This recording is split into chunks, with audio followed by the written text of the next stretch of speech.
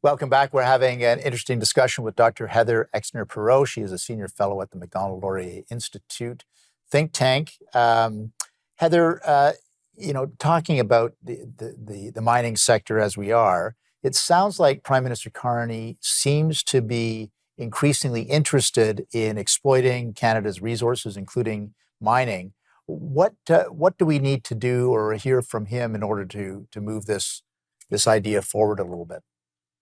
Yeah, so certainly, critical minerals has become less contentious, at least than oil and gas, even though it's an extractive industry. But I think the vast majority of Canadians are on side with more mining. But nothing much has been done to make it easier Right. on the federal level. The biggest problem has been the Impact Assessment Act, and also just the related permits that you need for water use, for fisheries, that kind of a thing. And still some issues with Indigenous consent and adequate scoping or understanding the scoping of which communities need to be consulted and accommodated. And not much has changed there. And so, for me, I'm seeing the focus is on, well, we need more railroads and we need more ports and we need corridors to export all these minerals. Well, they better develop some mines first, too. There's no point having a railroad if you have nothing to ship on it. And so what are we going to do to make it easier to actually mine? And it's still the case that we aren't building a lot of mines. It still takes a tremendous long time. 12 to 15 years, I wish. On average, it's taking 18 years to develop a mine from discovery to production in Canada. And that is just, capital just sitting on the sidelines, getting wasted. That capital does better in other sectors. So the mining sector in Canada, the mining sector in whole is still not competing very well with, for example, tech, even, for example, energy. And so the prices of these commodities are going to have to change to get investors interested back into investing into mining. You're seeing them in gold, you're seeing them in silver, you're seeing it in antimony. So you do see a switch in the commodity cycle, and I think that will grow, but we're not at a place yet where we're seeing a lot of growth in anything but gold mines. Yeah, I used a long time ago in a different part of our century. I was in charge of the strategy for the Ring of Fire in northwestern Ontario for the federal government. People don't seem to realize geography is not our friend on this. It's either massive granite rock formations or bog, and trying to lay a road or rail and get energy into these areas where we can exploit is very, very difficult. We shouldn't forget about that, should we?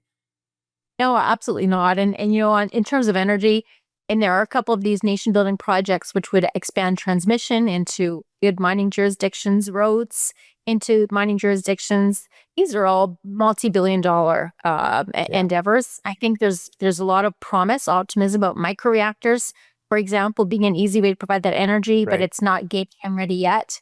And so, but there's a lot, again, just expanding brownfield or expanding mines that, were shut in because prices were low a decade or two ago. There is some low-hanging fruit. It's not all the brand new greenfield mines 20 years away, new road away.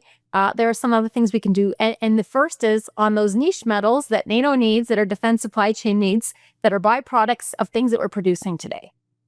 Let's talk just a little bit more about Indigenous. You did mention that earlier, but there's a real opportunity for Indigenous partnerships, is there not? Could this be a defining feature of the Canadian mining scene?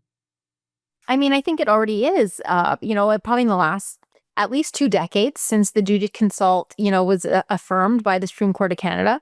Industry has had to get very good. We obviously have literally hundreds of impact and benefit agreements. One of the First Nation actually bought a mine in Yukon. It's not producing now, but the Minto mine just last month, first mine ever owned in whole by an Indigenous group. You're seeing pretty good impact and benefit agreements in the uranium sector in Saskatchewan, some new mines going forward there.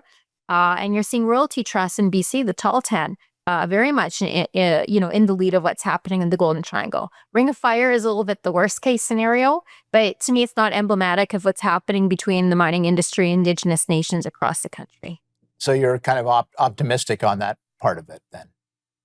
I would say, yeah, I am optimistic. We have a lot of success. We have some good models. I think there's some more tools that the government could provide.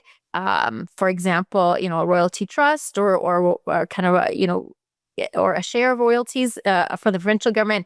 There's some more things we could be doing to incentivize those close Indigenous industry relations that we haven't figured out. Loan guarantee is great. It's not great for upstream mining. It's too volatile, but there's some other tools we could be looking at. Heather, we've got some more to talk about. We're going to take another brief break. We'll be back with you after these messages.